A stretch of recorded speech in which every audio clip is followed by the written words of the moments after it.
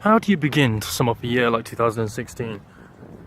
2016 wounded us all. Some literally, physically, some mentally, some just both. Whether it was celebrities being taken from us, icons, or personal tragedies, or whatever. The amount of terrorism, that seems to have gotten forgotten about. Nice, Orlando,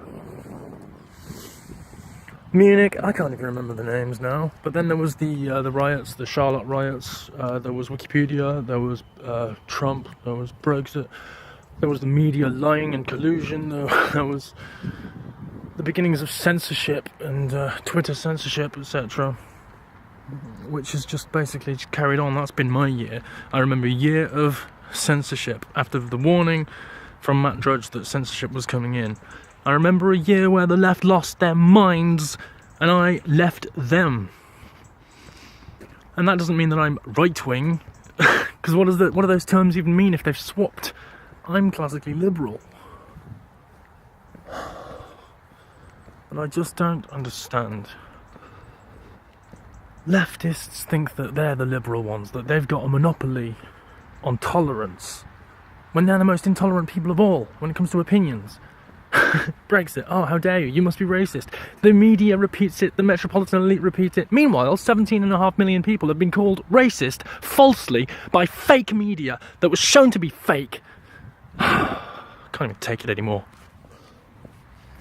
I remember a year of Hillary scheming and the media were automatically saying, oh, it was going to be Hillary, she was going to win. I remember a year of polls being wrong because they were lying, because they weren't gauging popular opinion, they were manipulating so that Hillary would get in by default kind of thing. If it was going to get close, they could steal it. They already stole like 4 states or something.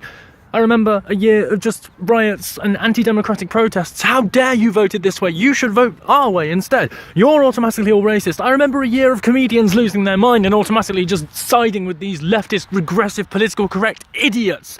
The same idiots that are recently attacking Steve Martin for saying, R.I.P. Carrie Fisher, you were such a pretty, wonderful, darling, caring person. Because he said pretty, that automatically makes him sexist, so he naturally has to be struck down, because that's the way the leftist mob operate. And I've told you many times they are anything but liberal, and we're going to have to battle them soon.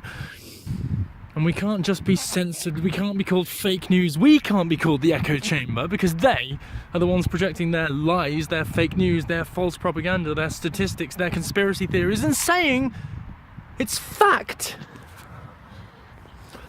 But I remember that media propaganda was enough to basically push all my friends away and make them think I was automatically some sort of horrendous Nazi, even though I was fighting against the people that were burning the texts and supporting censorship. Nazis burned books, right? Okay?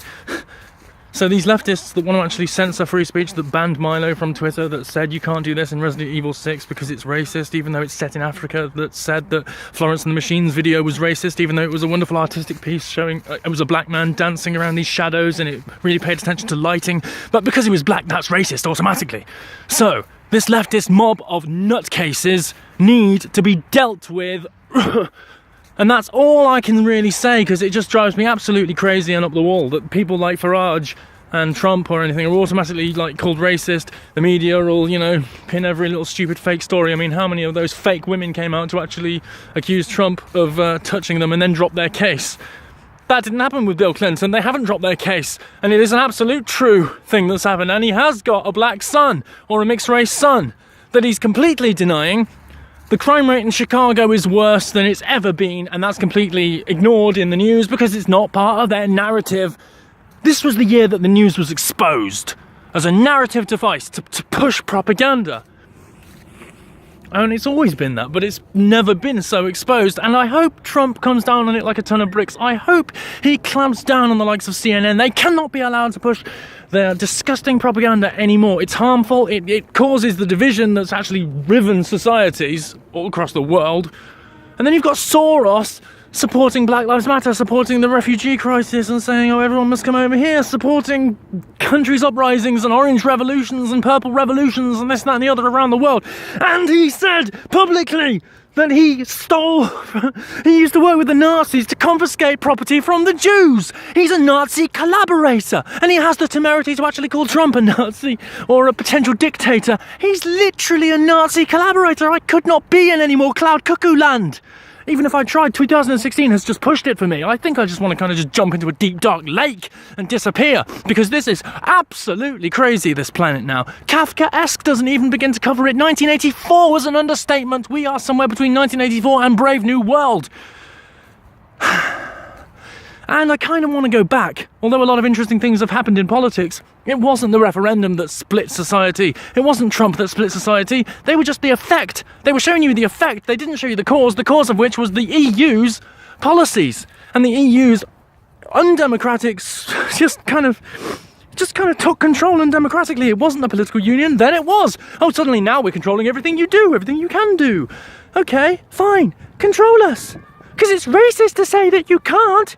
If we have control, we're automatically racist. Because that's what the leftist media told me. My name's Charlie Brooker. What a leftist idiot. I mean, Charlie Brooker, 2016 wipe, summarising the year, missing out all the terrorism. But never mind that. Missing out Keith Vaz is a good opportunity for humour, and it's British, but never mind that, you have to talk about Fawlty Towers. Charlie Brooker has now become the establishment. He was once skewing the news, and now he supports it and reinforces it, even though it's lies and propaganda, demonstrably so. But who cares about WikiLeaks? Because that must be Russian. The media, which must be right, the sacrosanct media, told me so. So it has to be Russia. It can't be anything else. Because the media told me, and God is in the TV, motherfuckers.